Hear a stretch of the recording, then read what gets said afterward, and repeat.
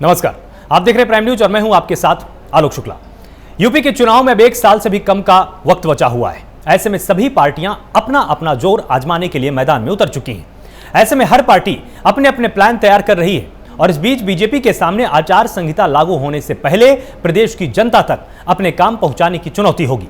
तो दूसरी तरफ समाजवादी पार्टी के सामने भी तमाम तरह की चुनौतियां होने वाली हैं। इसको पार पाने के लिए अखिलेश यादव को काफी 2022 के लिए तैयारियां करनी होगी। अगर देखा जाए तो अखिलेश यादव के सामने जो इस वक्त की सबसे बड़ी चुनौती है वो 2022 से पहले चाचा शिवपाल को अपने साथ लेकर आने, तो दूसरी तरफ जो दूसरी पार्टियां लोगों को अखिलेश अपने साथ शामिल कर रहे हैं उनको साथ लेकर चलना भी एक बड़ी चुनौती है। तो यहां पर ऐसी तमाम चुनौतियां हैं जो कि अखिलेश यादव के सामने हैं और जिसको लेकर समाजवादी पार्टी को काफी मंथन करने की जरूरत है। और समाजवादी पार्टी के सामने जो चुनौतियां हैं उनको लेकर चर्चा आज हम करने वाले हैं। साथ ही ये जानने की कोशिश करेंगे कि इन चुनौतियों को लेकर सपा कितनी तैयार है और विपक्ष के सामने क्या चुनौतियां आने वाली हैं। सब कुछ समझने के लिए अगले 1 घंटे की आज हम चर्चा करेंगे और समझने की कोशिश करेंगे कि आखिर चुनौतियां कितनी खड़ी हैं। अखिलेश के सामने चुनौतियां क्या है, चाचा शिवपाल के साथ जो दूरी है उसको कम करना है, बाहर से आ रहे नेताओं को पार्टी में खुश रखना भी एक बड़ा चैलेंज साबित होने वाला है। दूसरी पार्टियों से आए नेताओं के लिए अपनी पार्टी में एक निश्चित जगह बनाना भी एक बड़ा चैलेंज है। चुनाव से पहले छोटे दलों को भी अपने साथ साधना है और जातिगत समीकरण को देखते हुए सभी वर्गों को विश्वास में लेना ही होगा। योगी के विकास मॉडल को चुनौती देने की रणनीति तैयार करनी होगी कि कैसे इसको असफल साबित करेंगे और मुस्लिम वोटर्स के बीच विश्वास मजबूत करना भी एक बड़ी चुनौती होगी। पंचायत चुनाव में मिली ज्यादा सीटों को चुनाव में खपाना होगा। यूपी में चुनाव में उतरने वाली नई पार्टी भी परेशानी का सबब बन सकती है। तो सपा में चल रही अंदरूनी गुटबाजी को दूर करना भी एक बड़ा चैलेंज यहां पर साबित होगा और चुनाव से चाचा शिवपाल के साथ दूरी कम करना बेहद जरूरी। तो ये तमाम चुनौतियां हैं जो कि समाजवादी पार्टी में इस वक्त मौजूद हैं। अखिलेश लगातार इन चुनौतियों को जानते हैं और उसी के हिसाब से वो रणनीति अपनी लगातार बना भी रहे हैं। तमाम छोटे दलों को साधने की कोशिश कर रहे हैं, तमाम ऐसे रसूखदार कद्दावर नेताओं को अपनी पार्टी में जगह दे रहे हैं जिससे कि पार्टी धीरे धीरे और मजबूत हो जाएगी। साथ ही योगी के विकास मॉडल को चुनौती देना यह एक बड़ा चैलेंज साबित होने वाला है, क्योंकि मुख्यमंत्री योगी आदित्यनाथ हर जगह पर जाकर विकास की बात कर रहे हैं, लेकिन वो विकास कितना हुआ है कितना नहीं हुआ है इसकी सटीक जानकारी जनता तक कैसे पहुंचाई जाए, यह समाजवादी पार्टी के सामने, कांग्रेस के सामने, बसपा के सामने बड़ी चुनौती है। और अखिलेश यादव के सामने एक बड़ी चुनौती यह भी है कि चाचा शिवपाल के साथ दूरी कैसे कम की जाए, क्योंकि चाचा शिवपाल का भी एक अच्छा खासा कद रहा है समाजवादी पार्टी में। बीते वक्त के समय में काफी ज्यादा उन पर भरोसा किया जाता रहा है और जिस तरह से मुलायम सिंह यादव अपने कार्यकर्ताओं को चेहरे से नामों से जानते थे, यह भी एक बड़ी चुनौती होगी अखिलेश के सामने कि उसी तरह की पैठ अपनी पार्टी के अंदर उनको बनानी होगी। तमाम मेहमान हमारे साथ यहां पर जुड़े होंगे, आपको एक बार उससे पहले मैं रूबरू करा देता हूं। सूर्य मैथिल, प्रवक्ता बीजेपी, हमारे साथ, आपका बहुत बहुत स्वागत है प्राइम न्यूज पर। हमारे साथ सुश्री विश्वास हैं, प्रवक्ता कांग्रेस है, आपका भी बहुत बहुत स्वागत है प्राइम न्यूज पर। कपिल श्रीवास्तव, प्रवक्ता सपा हैं, आपका भी बहुत बहुत स्वागत है प्राइम न्यूज पर। और साथ ही संजीव कौशिक है, राजनीतिक विश्लेषक हैं, आपका बहुत स्वागत है प्राइम न्यूज पर। कपिल जी, आज सबसे पहले आपके पास आता हूं क्योंकि देखिए बहुत बड़ी चुनौती है उत्तर प्रदेश के चुनाव को लेकर समाजवादी पार्टी के सामने। हालांकि बीजेपी अपनी तैयारियां कर रही है, चुनौती उसके सामने भी है, कांग्रेस के सामने भी है, लेकिन समाजवादी पार्टी के सामने जो सबसे बड़ा चैलेंज है वो यही है कि जो दल, जो व्यक्ति पहले छिटक गए थे पार्टी से, उनको कैसे अपने साथ लाया जाए, कैसे उनसे दूरियां कम की जाए और जो लोग अब पार्टी में आ रहे हैं उनको कैसे कुछ सम्मानित पद दिए जाएं ताकि आगे चल के उनके अंदर आक्रोश न पैदा हो। क्या रणनीति है आपके पास? देखिए आलोक जी, मैं बिल्कुल आपके काफी को हो रही है, मैं आपकी बात से पूरी तरह से सहमत हूं। और ये हर उस दल में जिस दल में लोग अपना आस्था और विश्वास ज्यादा रखते हैं, निश्चित रूप से उस दल के लिए एक सामंजस्य की स्थिति बैठाना आसान नहीं होता। लेकिन बावजूद इसके, क्योंकि देखिए हमारे यहाँ जो हमारा कैडर अपने समाजवादी पार्टी का है वो बहुत ही अनुशासित कैडर है और बूथ स्तर पे हमारी डबल कमेटियां हैं। उसका आपने उदाहरण अभी हालिया के त्रिस्तरीय चुनाव में भी देख लिया और साथ ही मैंने आपको एक बार और भी कहा था कि आपने एक त्रिस्तरीय चुनाव के अंदर देख लिया कि गांव में किसान, मजदूर और जो गांव के रहने वाले लोग हैं उनमें समाजवादी पार्टी कितनी लोकप्रिय है। साथ ही साथ आपने देखा होगा कि एमएलसी का जो चुनाव हुआ था उसमें हम लोगों ने काशी जैसे परिक्षेत्र की, जो माननीय मोदी जी की का परिक्षेत्र है और जहां मां गंगा ने उनको बुलाया था और बड़ा डेवलपमेंट करने का उन्होंने वादा किया था, तो उस जगह का हाल यह था कि दोनों एमएलसी की सीटें हमने जीत ली। यानी कि शिक्षक स्नातक भी और स्नातक भी, पढ़े लिखों के बीच में भी हमने अपनी जगह बनाई है और निश्चित तौर पे हमने गांव के अंदर अपने किसानों के बीच में, अपने मजदूरों के बीच में, अपने किसान भाइयों के बीच में भरपूर जगह बनाई है। और उसका कारण है हमने किसी को धोखा नहीं दिया। हमने काम बोलता है पे 2017 लड़ा था और हम सत्ता में नहीं आए, ये एक अलग बात है, क्योंकि उस समय भारतीय जनता पार्टी ने ये दर्शाया था कि 15 साल से वो सत्ता से बाहर है और अगर डबल इंजन की सरकार उसके उत्तर प्रदेश में होगी तो चतुर्मुखी विकास वो करेंगे। लेकिन ये जो विकास का वादा था, जो राम राज्य स्थापित करने का वादा था, 2017 से लेकर मुसलसल 2021 तक टूटता चला गया। और उसका सबसे बड़ा कारण ये था कि यहाँ पे आपने देखा कि अपराध राज यानी जंगल राज भी कायम हुआ, गुंडा राज भी कायम हुआ और मदिरा राज भी कायम हुआ। एनसीआरबी के आंकड़े जो हैं इनियस क्राइम के, वो बताते हैं कि उत्तर प्रदेश 7.50% ज्यादा अभिवृद्धि हो गई और महिलाओं के प्रति अपराध में इस देश में उत्तर प्रदेश सबसे नंबर 1 पे है और बच्चों के विरुद्ध अपराध में भी। और साइबर क्राइम हमारे यहाँ 35% बढ़ा है और आर्थिक अपराध 25% बढ़ा है। और सबसे बड़ी बात जो कि एक सरकार के लिए सबसे बुरी होती है वो ये होती है कि उसकी सरकार न्याय करने के लिए बैठी है, लेकिन आपने तो केवल अन्याय किया। आपने फर्जी एनकाउंटर की बाढ़ लगा दी, क्योंकि मानवाधिकार आयोग ने पूरे देश में 22 एनकाउंटर की जो फर्जी की जांच हुई उसमें 17 केवल उत्तर प्रदेश के थे और 17 फर्जी फेक पाए गए और 28 करोड़ रुपए की शक्ति लगाई गई है। अब मैं ये कहता हूं कि मदिरा राज कैसे स्थापित हुआ कि आप देखिए पिछले 4.5 साल में योगी जी की सरकार ने राम राज्य की वादा के साथ मदिरा राज स्थापित करते हुए 7 घटनाओं में 750 लोगों की जान गई और ऐसा मदिरा पान इन्होंने कराया और ये 4.5 साल तक रोक नहीं पाए। लगातार मुसलसल अभी आपने अलीगढ़ में देखा 135 लोगों से ज्यादा की मृत्यु हो गई है। और सबसे बड़ी आपको मैं बात बता दूं कि बेरोजगारी के मुद्दे पे भयंकर फेल। मैं अच्छा चलिए इसको मैं बाद में कह लूंगा, लेकिन एक चीज जरूर मैं कहूंगा कि देखिए अनुशासन के साथ हमारी पार्टी का कार्यकर्ता है, हमारी पार्टी का कार्यकर्ता हमारी पार्टी में आस्था रखता है। वो सत्ता परिवर्तन में नहीं, व्यवस्था परिवर्तन की लड़ाई लड़ता है। और हमने 2017 में आपको याद होगा कि शुचिता का यज्ञ किया था। अगर कोई पार्टी कर सकती हो तो कर ले, अपने घर के अंदर बाहुबलियों को बाहर का रास्ता दिखा ले।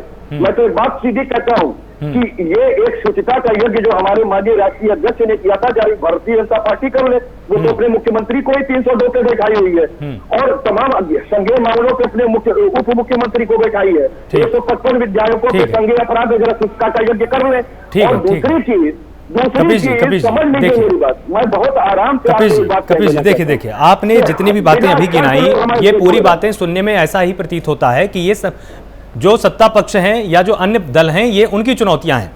आज का मुद्दा हमारा मुख्य फोकस समाजवादी पार्टी के सामने जो चुनौतियां आने वाली हैं उनको लेकर है। और आज का विमर्श देखिए पूरा का पूरा आपकी पार्टी को लेकर ही है कि जिस तरह से जो नए दल से लोग आने वाले हैं उनको आप कैसे खपाएंगे ताकि आपके कार्यकर्ता, आपके जो मौजूदा नेता हैं जो लगातार मेहनत कर रहे हैं वो भी तो नाराज ना होने पाए ना।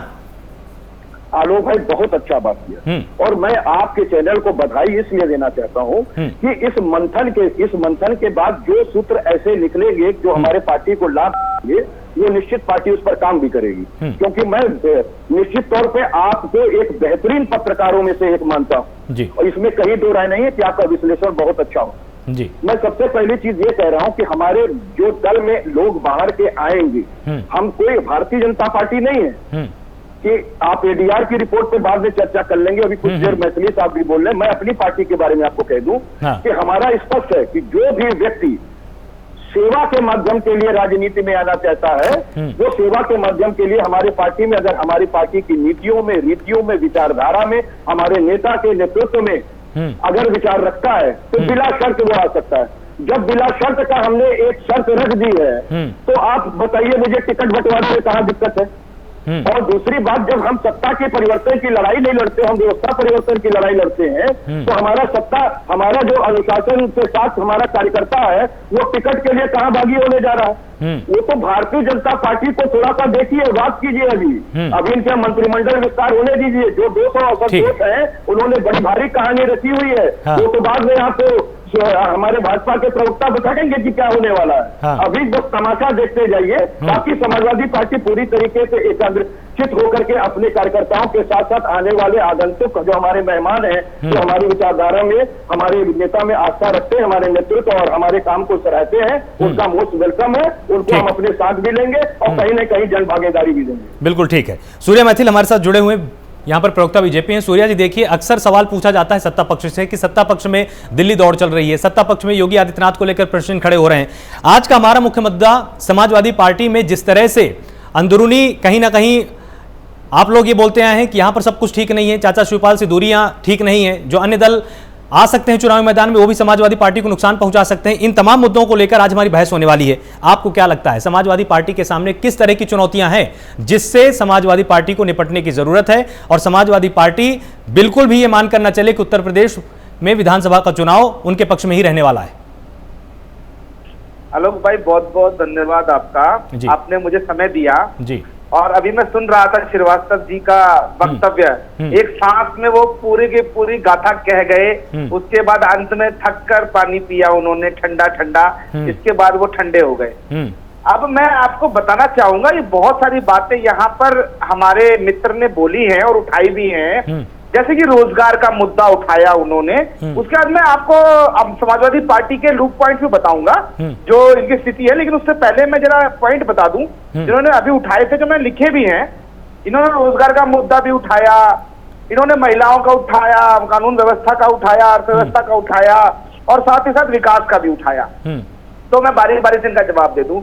कानून की व्यवस्था का इन्होंने मुद्दा उठाया था और उन्होंने कहा था कि इतने परसेंट आंकड़े बढ़ गए, उतने परसेंट आंकड़े बढ़ गए। तो मैं आपके माध्यम से एक बात बहुत ही साफ करना चाहता हूं कि समाजवादी पार्टी के राज में, जिस समय में सत्ता में थी समाजवादी पार्टी 2012 से 2017 के बीच में, उस समय में उत्तर प्रदेश एक ऐसा प्रदेश था जिसको बीमारू प्रदेश और गुंडा प्रदेश कहा जाता था।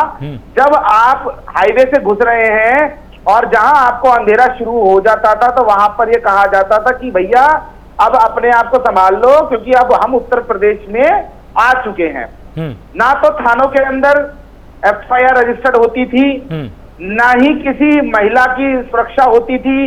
इन्हीं के राज में बाहुबलियों ने पूरे प्रदेश को 4 और 5 क्षेत्रों में बांट दिया था। पूर्वांचल को मुख्तार अंसारी देखते थे, और आपका यहाँ पर बहुत सारे जो इनके मुस्लिम आक्रांता हैं, बहुत सारे बाहुबली जो है वो देख रहे थे। आपने देखा कि मुख्तार अंसारी को रोपड़ जेल से जब उत्तर प्रदेश से यहाँ पर उत्तर प्रदेश में लेके आया गया बांदा के अंदर, तो रोपड़ के अंदर उनको बहुत सारी बीमारियां थी, 20 बीमारियां थी। तो 20 बीमारियां थी। उत्तर प्रदेश से बांदा में आने के बाद उत्तर प्रदेश के बांदा में आने के बाद उनकी बीमारियां सब ठीक हो गई, वो अपनी व्हील चेयर पे खड़े हो गए। इन्होंने, ये तो रहा कानून व्यवस्था का मुद्दा कि प्रदेश के अंदर या तो प्रदेश छोड़ दिया बाहुबलियों ने, या हमने उनको दुनिया छुड़ा दी। इन्होंने कुछ फेक एनकाउंटरों की बात की, तो मैं बताना चाहता हूं हमारे मित्र को कि फेक एनकाउंटर वाली जो बात है, आपकी जो थ्योरी है, वो सरासर गलत है, और आप यहाँ राष्ट्रीय चैनल पे बैठकर झूठी बात बोल रहे हैं। मैं आपसे कहूंगा कि अपने शब्दों को वापस लें। प्रदेश के अंदर महिलाओं के ऊपर जो कानून व्यवस्था की इस समय स्थिति है वो ये है कि लॉ एंड ऑर्डर इतना बढ़िया है कि कोई भी महिला थाने में जाती है, उसके ऊपर तुरंत कार्रवाई होती है जो वो शिकायत लेके जाती है। अब रोजगार की बात पे आ जाते हैं हम। रोजगार की बात पे मैं आऊंगा 2017 से पहले के आंकड़े मैं बताना चाहता हूं, जिस समय में उत्तर प्रदेश के अंदर समाजवादी पार्टी की सरकार थी।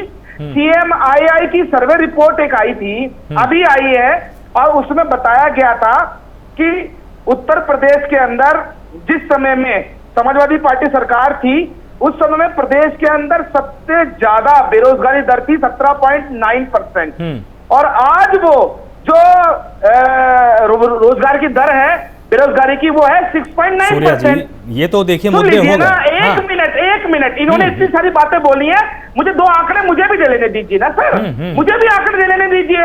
इन्होंने जो झूठे आंकड़े यहाँ पे पेश किए हैं NCARB के, मैं उनको आंकड़ों को करेक्ट कर दूं थोड़ा सा। उसके बाद इस समय में 6.9% बेरोजगारी दर है। पूरे भारत में सबसे कम बेरोजगारी दर यदि कहीं है तो वो उत्तर प्रदेश प्रदेश के अंदर है, दिल्ली के अंदर 45.6% बेरोजगारी दर है, कि इस समय में स्थिति बहुत खराब है उत्तर दिल्ली की। अब मैं आ जाऊं अर्थव्यवस्था के ऊपर, तो जिस समय में समाजवादी पार्टी की सरकार थी, तो समाजवादी पार्टी की सरकार के अंदर प्रदेश के अंदर जो जीडीपी थी वो थी 10,90,000 करोड़ की, और बजट था, एनुअल बजट 1 लाख करोड़ का। इस समय में उत्तर प्रदेश के अंदर जो सरकार है उसका जो बजट है 31,90,000 करोड़। और नहीं, तो आप ये चीजें जाकर जनता को आप समझा पाएंगे? सूर्या जी एक सेकंड, सूर्या जी एक सेकंड, ये बातें बना रहे हैं यहाँ बैठकर। सूर्या जी, अब मैं आपको बताता हूँ समाजवादी पार्टी की तैयारी, अब मैं आपको बताता हूँ समाजवादी पार्टी की तैयारी, कि समाजवादी पार्टी किस प्रकार चुनाव की तैयारी कर रही है। अभी आपने देखा होगा कि एक प्रकरण आया लोनी के अंदर। भाई ये तो कोई बात नहीं है, मैंने इनके बीच में नहीं बोला, ये बीच में बैठ के चिल्ला रहे हैं। कबीर जी आ रहा हूँ, कबीर जी मैं आ रहा हूँ, आपके पास आऊंगा ना, कबीर जी आऊंगा, कबीर जी आऊंगा, मैं आऊंगा, मैं आपके पास आऊंगा। हाँ, कैसे बंद कर लोगे मेरी? यहाँ तुम्हारा गुंडा राज नहीं है। कबीर जी आऊंगा मैं आपके पास। मोदी की और योगी की सरकार है, तुम्हारा गुंडा राज नहीं है, याद रखो गुंडा। कबीर जी जब आपके पास आऊंगा तब आप अपना तथ्य रख दीजिएगा ना। कबीर जी आऊंगा मैं आपके पास, एक सेकंड कबीर जी। सूर्या जी, मैं जो बता रहा था कि समाजवादी पार्टी किस प्रकार से तैयारी कर रही है, इनके ही एक समाजवादी पार्टी के नेता आज भागे भागे फिर रहे हैं। वो कौन से पहलवान जी हैं, यो आपका लोनी के अंदर जो अभी एक मुद्दा आया जिसमें कि आपकी दाढ़ी काटकर उसको बोला गया एक मुस्लिम हमारे बुजुर्ग को कि जय श्री राम बोलो, तो उसके अंदर क्या प्रपंच निकल के आया? अरे सूर्या जी मुझे एक चीज बताइए, मुझे एक चीज बताइए, एक सेकंड कबीर जी, कबीर जी एक सेकंड, उस मुद्दे की जड़ में है कबीर जी एक सेकंड, कबीर जी एक सेकंड, कबीर जी एक सेकंड, सूर्या जी सुनिए, उस वीडियो के सूर्या जी सुनिए तो, अरे ठीक है वीडियो पर आज चर्चा नहीं हो रही है ना। सूर्या जी एक सेकंड, सूर्या जी एक सेकंड, समाजवादी पार्टी के सामने संगठन के स्तर पर किस तरह की चुनौती है, मुद्दा आज ये है। प्रश्न मैंने आपसे यही पूछा था, आपने पहले चलिए ठीक है आंकड़े आपने दिए, चलिए अच्छी बात है, लेकिन अब तो आइए ना सीधे प्रश्न पर, अब तो आइए ना प्रश्न पर, आप अब तो आइए ना कम से कम प्रश्न पर। अब आप सीधे दाढ़ी पर अब आप जा रहे हैं। पूर्व विधायक है अयोध्या से, वो आकर राम मंदिर, अब आप इस पर आएंगे लगातार। एक सेकंड कबीर जी, एक सेकंड कबीर जी, एक सेकंड मैं आ रहा हूँ आपके पास, आ रहा हूँ, एक सेकंड कबीर जी। हिंदू मुस्लिम पोलराइजेशन करना चाहते हैं और साथ ही साथ हिंदुओं की भावना को आहत करना चाहते हैं, क्योंकि इनको पता है कि विकास के मोर्चे पर भारतीय जनता पार्टी की प्रदेश सरकार। कबीर जी एक सेकंड, कबीर जी मैं आ रहा हूँ, प्रदेश एक सेकंड कबीर जी एक सेकंड, सूर्या जी सुनिए तो, प्रदेश के हर सूर्या जी सुनिए तो आप, प्रदेश अरे सूर्या जी सुनिए तो, अच्छी व्यवस्था है। हाँ सुनिए, ठीक है एक नंबर हो चुकी गुस्सा आपका जायज है, ठीक है, अरे गुस्सा आपका जायज है, ठीक है, काम नहीं है, इसलिए यहाँ बैठकर चिल्लाने लग जाते हैं, झूठ बोलने लग जाते हैं। सूर्या जी चिल्लाने से कुछ हो जाएगा क्या? सूर्या जी चिल्लाने से आपकी बात साबित हो जाती है। एक सेकंड कबीर जी मैं आ रहा हूँ आपके पास, कबीर जी एक सेकंड, कबीर जी एक सेकंड, कबीर जी एक सेकंड, हिंदुओं की कुत्तों से खिलवा रहे हैं। एक सेकंड, ये वही बस हो गया, ठीक है सूर्या जी, कबीर जी एक सेकंड,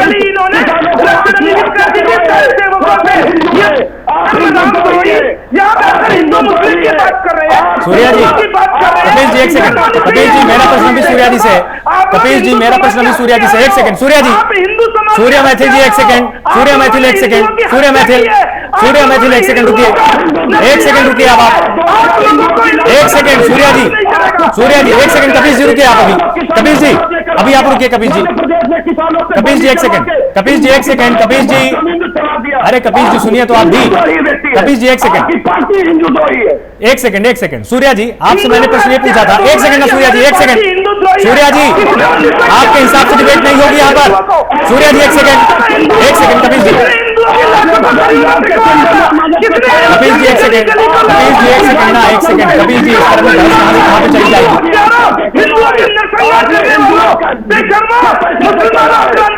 बस हो गया, आपने हिंदुओं की आस्था से खेला है। एक सेकंड कबीर जी एक सेकंड, सूर्या जी मुझे आप बताइए आज का मुद्दा क्या था और मेरा प्रश्न क्या था आपसे? देखिए आलोक जी, जब इन्होंने झूठे आंकड़े रखे, आपने अपने आंकड़े रख दिए थे ना, एक सेकंड ना सूर्या जी एक सेकंड, सूर्या जी एक सेकंड, सूर्या जी एक सेकंड, एक सेकंड सूर्या जी एक सेकंड, क्या चिल्लाने से आपकी बात साबित हो जाती है हर बार? एक सेकंड ना यहाँ पर हिंदू की बात थी, ना यहाँ पर मुसलमान की बात थी, ना यहाँ पर मंदिर की बात थी। आप बहस को आप कहां से कहां आप ले जा रहे हैं बार बार। एक सेकंड कपिल जी रुकिए ना बात। कपिल जी एक सेकंड। कपिल जी मेरा प्रश्न सूर्या जी से है। कपिल जी मेरा प्रश्न भारतीय जनता पार्टी को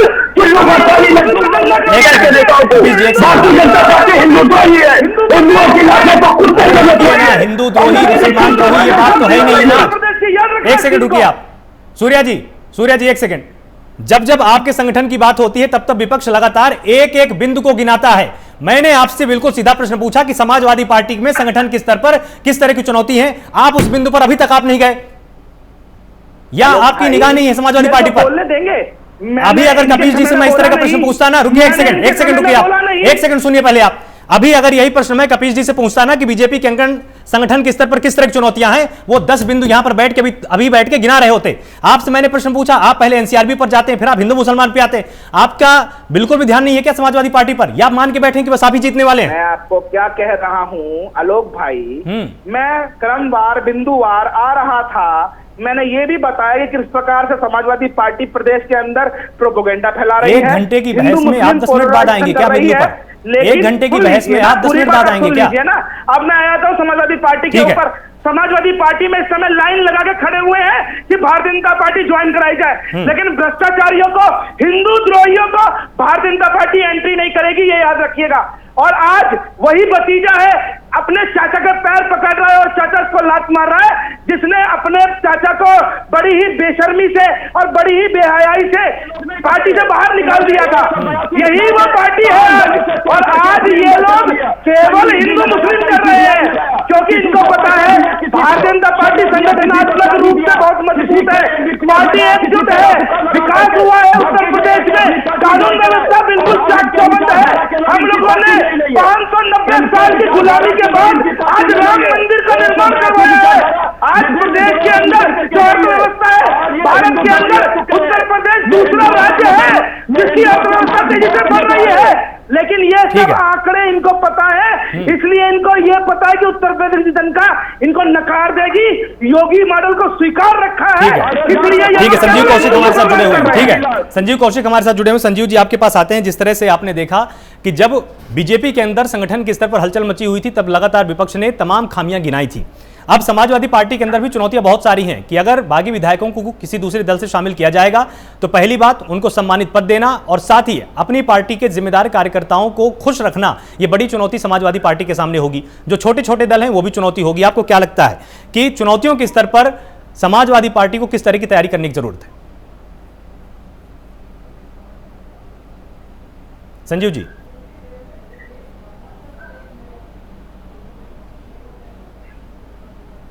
आप तक आवाज आ रही संजीव जी?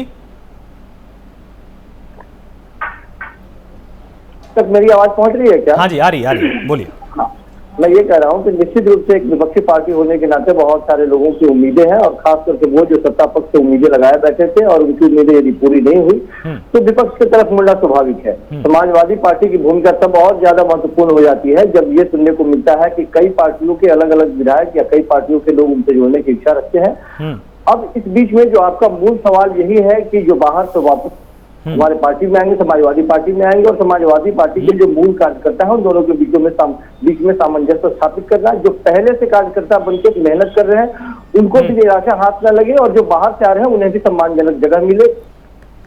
जी मैं यही कह रहा था कि निश्चित रूप तौर से समाजवादी पार्टी के पास बहुत बड़ी चुनौती है। जिस तरह से लोग उम्मीदें लगा के बैठे हैं, और हालिया इलेक्शन में हमने पंचायत चुनाव में जिस तरह से देखा है कि समाजवादी पार्टी ने बहुत बेहतर प्रदर्शन किया है, और चुनौती लगातार भारतीय जनता पार्टी को दी है। निश्चित रूप से उम्मीदें और बढ़ जाती है, और ये उम्मीदें बढ़ने के साथ साथ काम आसान थोड़ा सा और तब हो जाता है जब हम भारतीय जनता पार्टी के कार्यकलापों पे एक नजर देखते हैं और कई कमियां उसमें दिखाई देती है। पिछले कुछ हफ्तों पहले या 1-2 हफ्ते पहले जिस तरह से भारतीय जनता पार्टी की सरकार में दिल्ली से जिस तरह से दरबार में बुलाया गया और जिस तरह के वाकयात हुए, मीडिया से चल के जो खबरें आई और राजनीतिक हलकों में जो खबरें आई, भारतीय जनता पार्टी के लिए भी बहुत बड़ी चुनौती है अपनी सत्ता को बचाने के लिए।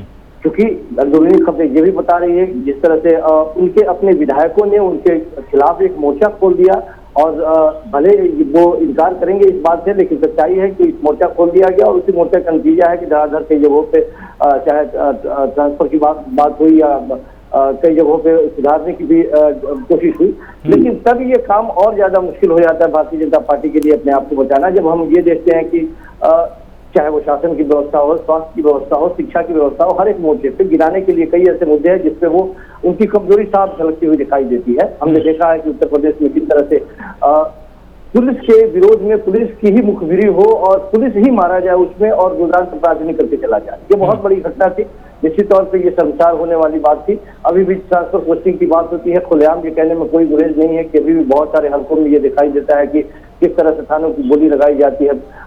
इन सारे चीजों को हम ये पर्दे की बात, पीछे की बात मैं नहीं कर रहा हूँ, ये सार्वजनिक रूप से है।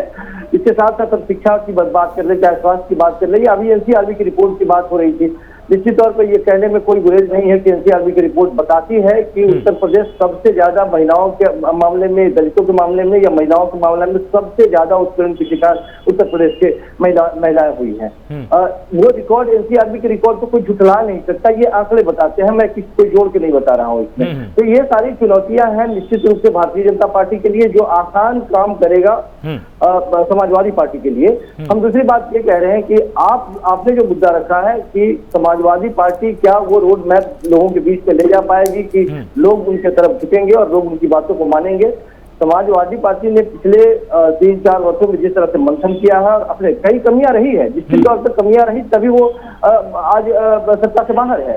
तो उन कमियों पर समाजवादी पार्टी ने भी निश्चित रूप से विचार किया है, उसको मजबूत करने का प्रयास किया है, चाहे वो आंतरिक मसले हो या जिस तरह से बाहर से लोग आ रहे हैं उनको एडजस्ट करने की बात हो, उन मुद्दों पर भी। लेकिन सबसे बड़ी बात यह है कि भारतीय जनता पार्टी वो पार्टी है जो जब चुनाव लड़ती है तो किसी भी चुनाव को वो छोटी या बड़ी नहीं समझती है, सारी ऊर्जा और सारे सामर्थ्य अपनी ताकत के अनुसार उसमें झोंक देती है वो, और उसके बाद वो चुनाव लड़ती है। कल, बल, धन, छल जिस तरह की भी इस्तेमाल किए जाते हैं चुनाव में राजनीतिक जीत के लिए, वो सारी चीजों का इस्तेमाल करती है। इन चीजों पर भी ध्यान देना होगा, क्योंकि विपक्ष निश्चित तौर पे यदि ये एक मौका है, क्योंकि लोगों के बीच में बहुत सारे असंतोष की भावनाएं पनपी है, उसको विपक्ष किस तरह से अपने पक्ष में ला पाता है और विपक्ष लोगों के भरोसा को जीत पाता है, निश्चित रूप से ये चुनौती तो रहेगी ही रहेगी। बिल्कुल। सुरुचि विश्वास, अब आपके पास आते हैं और देखिए जिस तरह से सत्ता पक्ष पर लगातार आप निशाना साधती आई हैं, ये एक पहलू है, लेकिन जब आप 2022 में मैदान में उतरेंगे तो समाजवादी पार्टी भी आपके सामने एक बड़ी चुनौती के रूप में होगी। और संगठन के स्तर पर अखिलेश यादव लगातार 1 साल से सक्रिय हैं, तमाम नेताओं को अपने साथ जोड़ रहे हैं, कार्यकर्ताओं को लगातार वो सचेत कर रहे हैं। तो आपको क्या लगता है कि समाजवादी पार्टी की रणनीति आपके लिए कहीं ना कहीं एक चुनौती साबित होने वाली है, या आप इसके लिए पहले से तैयार है? देखिए, यही तो डेमोक्रेसी की ब्यूटी है ना, दिस इज व्हाट कॉल्ड लोकतंत्र का सौंदर्य है कि सभी दल अपनी विचारधारा के साथ अपनी बात को रखें, उसमें जो विजयी हो वो लोकतांत्रिक मूल्यों का सम्मान रखे और सरकार बनाए, वो मिलजुल कर बनाए, या जो भी लोग जीत के आए हैं एक दूसरे के लिए स्वागत करें। अभी हमारे भाजपा के साथी शोर कर रहे थे, इतना ऊंची उनकी रफ्तार थी और इतनी जबरदस्त उनकी उत्तेजना कि वो अपनी सरकार के कुकर्मों को स्वयं ही गिना रहे थे कि भाई जो अपराधी थे चले गए, नहीं तो हमने ऊपर भेज दिया।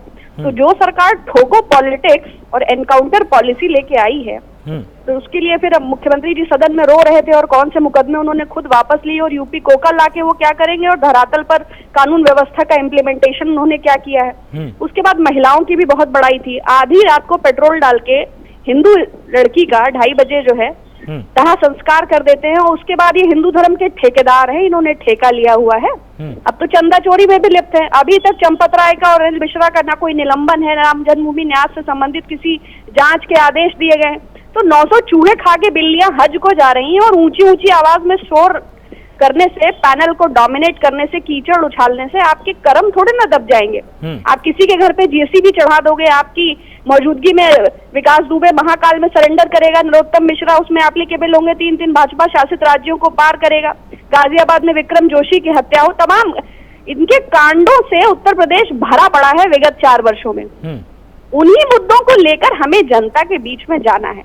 अगर मैं मुख्यतः या कांग्रेस की बात करूं तो हम लोग लगातार यूपी कोविड हेल्प डेस्क के माध्यम से जिस पैंडेमिक से हम जूझ रहे हैं, जो अभी विटनेस किया नेशन ने और प्रदेश ने, जो माननीय मुख्यमंत्री जी के हेडलाइट मैनेजमेंट और मीडिया मैनिपुलेशन कि भाई 163 लोगों की मृत्यु हुई है कोविड से, ये कानपुर के बारे में डेटा है, और क्रेमेटोरियम्स का कहना है कि 8000 से ज्यादा शव जलाए गए हैं। तो जो सरकार इतनी ढोंगी, इतनी पाखंडी है कि लोगों की लाशों पर राजनीति करती है, कुत्ते नोच खाने वाले वीडियो नहीं दिखते हैं उनको, उन्हें ऑक्सीजन और लाइफ सेविंग ड्रग्स की किल्लत नहीं दिखती है, उन्हें मरते हुए लोग नहीं दिखते, उन्हें भूखे लोग नहीं दिखते।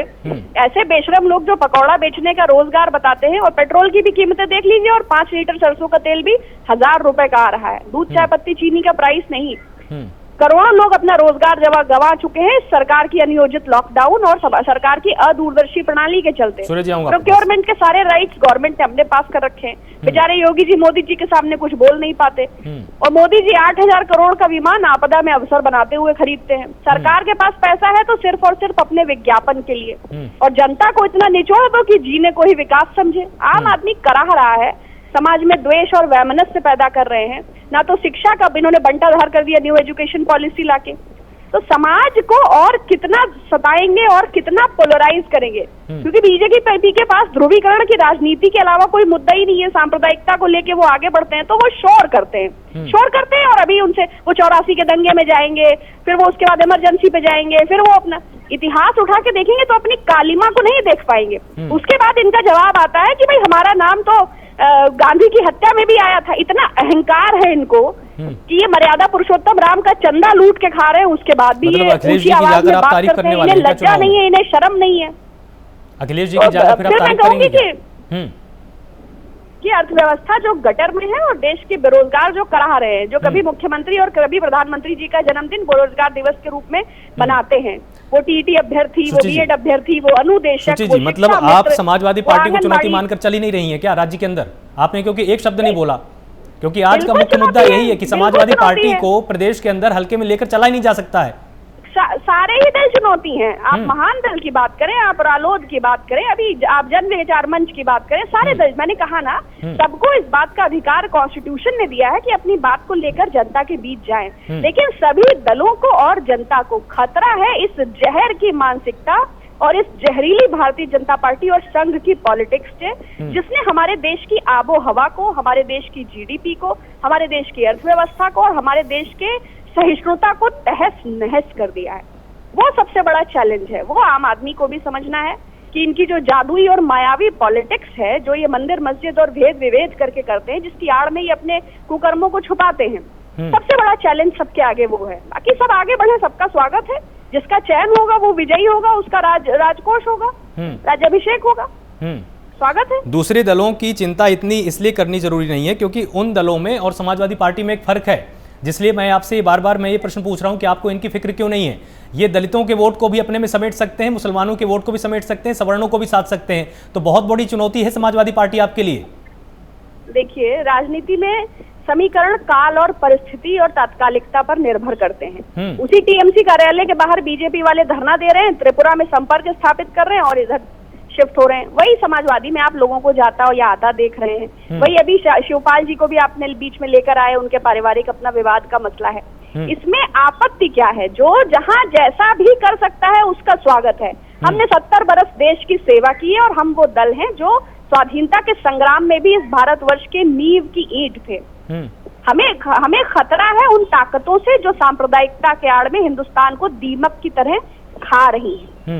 हमें अन्य पूरे भारतवर्ष में जितने भी दल हैं सबका स्वागत है, लेकिन जो राष्ट्रहित में महबूबा मुफ्ती के साथ खड़े हो जाते हैं और राष्ट्रहित में जिन्ना के साथ सरकार बनाते हैं और राष्ट्रहित में फिर सरकार तोड़ देते हैं, ऐसे दोगले, बहुरूपी और गिरगिट प्रकार के लोगों से भारतवर्ष और भारत की राजनीति को खतरा है मेरी दृष्टि में।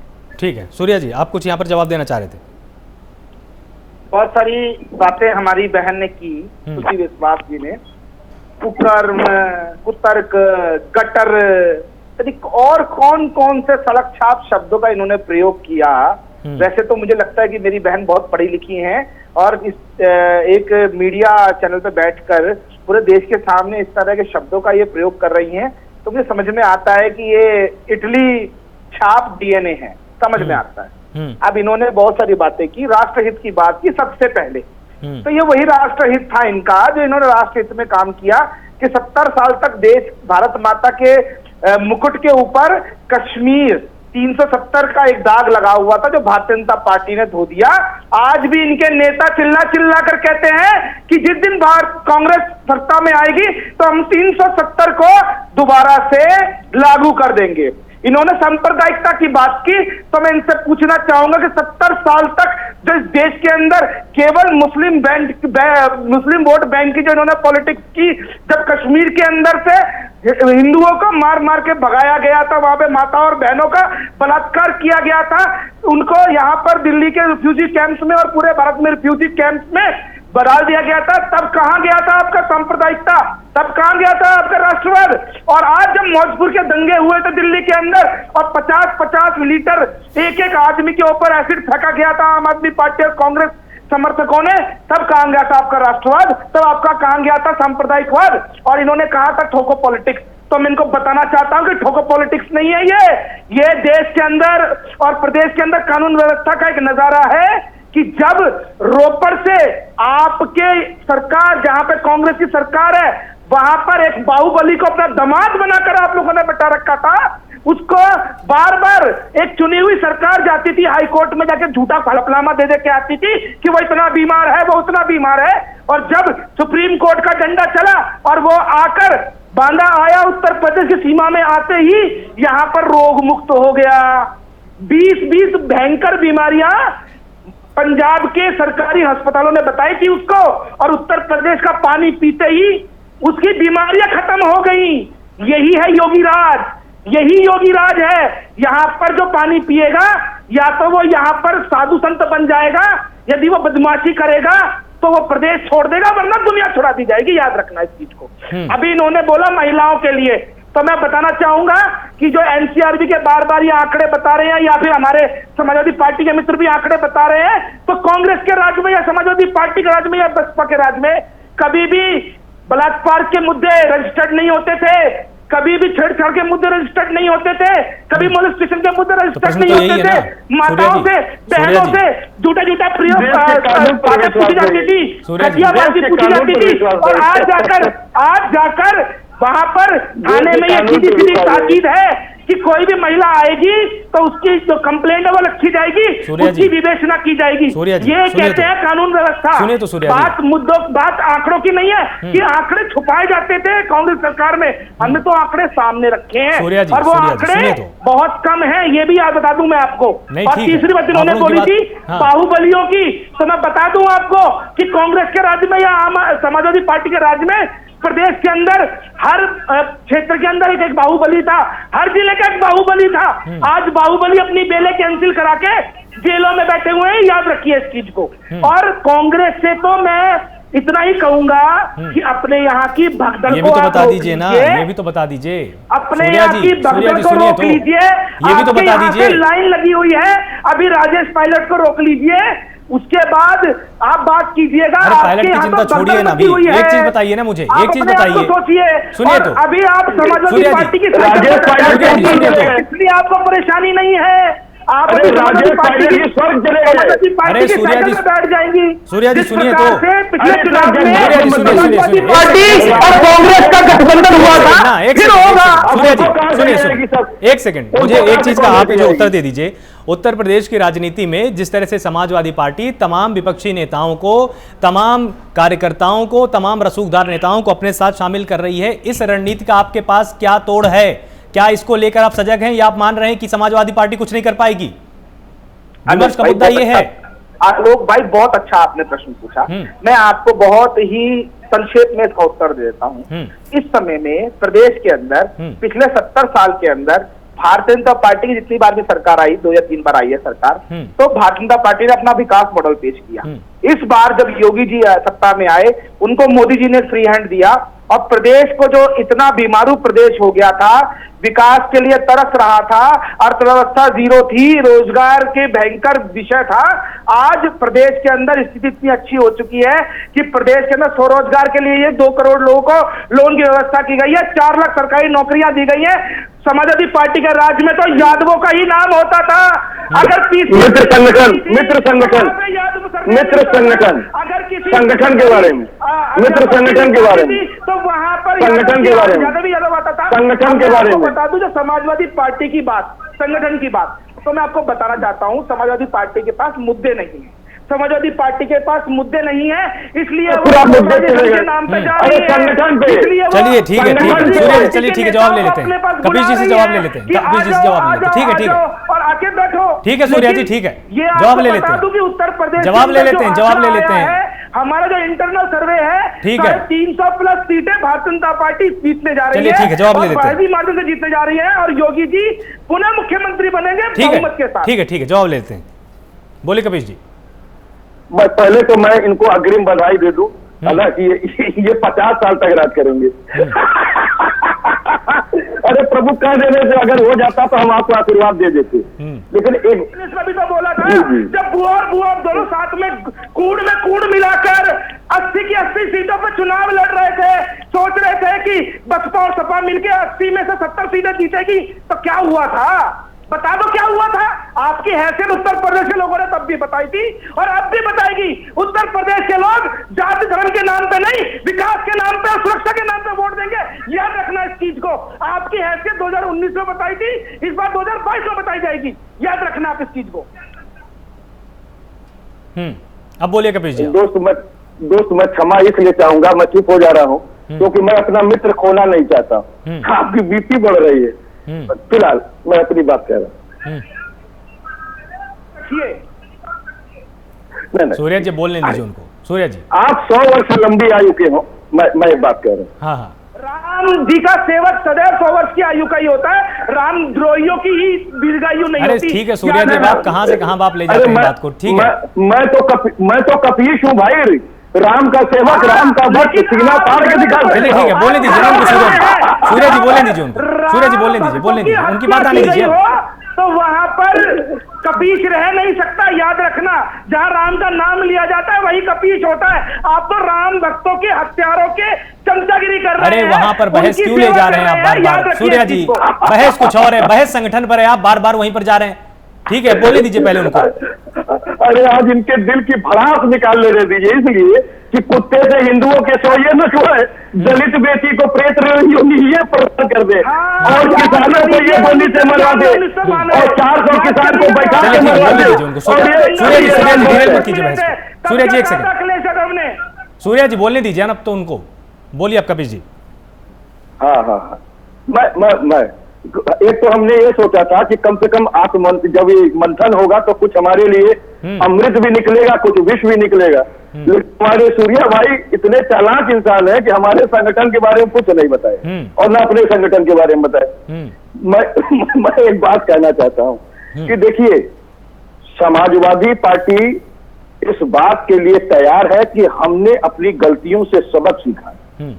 हमारे मित्र ने तमाम सूर इधर उधर घुमाया है, लेकिन हमने सबक सीखा है अपनी गलतियों से। अगर हमने कहीं गलती हुई है तो सबक सीखा, फिर कौन सी गलती हुई थी ये नहीं बताएंगे आप, क्योंकि हम बता देंगे तब तो आप अपनी भी सुधार लेंगे।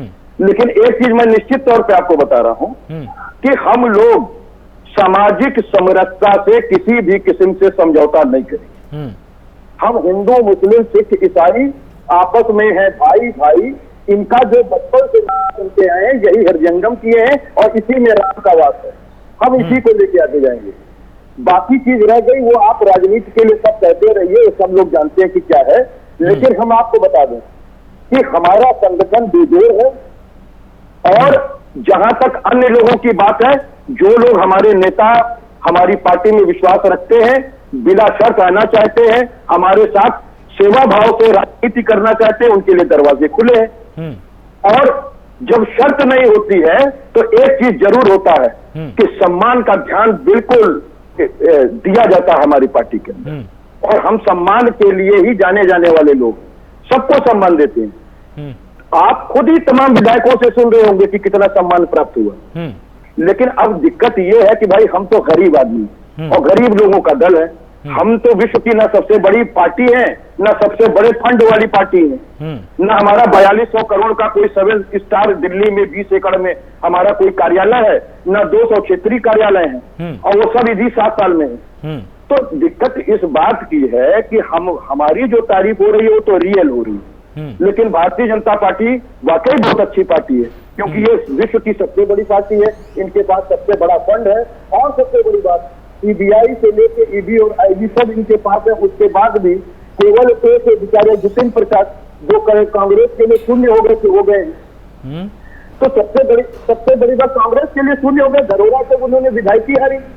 सबसे बड़ी तो बात यह है कि विधायकी भी वो हार चुके हैं और उनको तमाम कांग्रेस ने अच्छे पद दिए, तमाम प्रभारी बनाया, फिर भी वो मान मर्दन करके अपने पिता और अपना चले आए हैं भारतीय जनता पार्टी की साइड। हमको तो ऐसा ही लगता है कि कहीं ना कहीं से कोई प्रेशर रहा होगा। हाँ।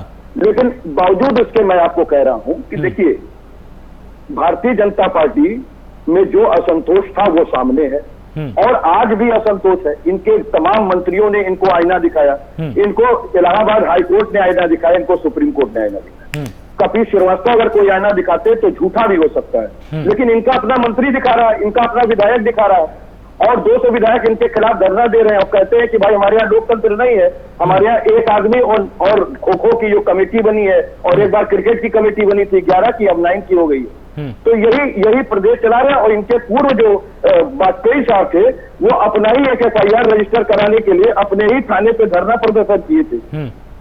तो इस बात का दुख भी होता है कि जो लोग भारतीय जनता पार्टी के अपने विचारधारा के लोग थे, इतना सम्मान उनको अटल बिहारी की सरकार में मिला और तमाम चीजें रहा, कैडर वो गायब हो गया। तो कोई न तो अडवाणी जी की फोटो दिखाई देती है पीछे, ना अटल जी की फोटो दिखाई देती है। तो आत्ममंथन आत्मचिंतन करने की आवश्यकता है कि Bharatiya Janata party with the difference जो कहती थी वाकई वो सही है, डिफरेंसेस की पार्टी हो चुकी है और जूतम पैजार की इनकी संस्कृति है जिसको जनता ने देखा है। तो हम ये इसलिए कह रहे हैं कि भाई देखिए, अमृत मैं निकाल रहा हूँ, भारतीय जनता पार्टी लेना चाहे स्वीकार करे, ना स्वीकार करने चाहे अपनी बला पे ना स्वीकार करे, लेकिन हम स्वीकार करेंगे। जितनी ये हमारी कमी गिनाएंगे संगठन की, हम उसको स्वीकार करेंगे और करने के बाद हमारे यहाँ वाकई अगर ऐसी कमी होगी तो हम उसे दूर करेंगे।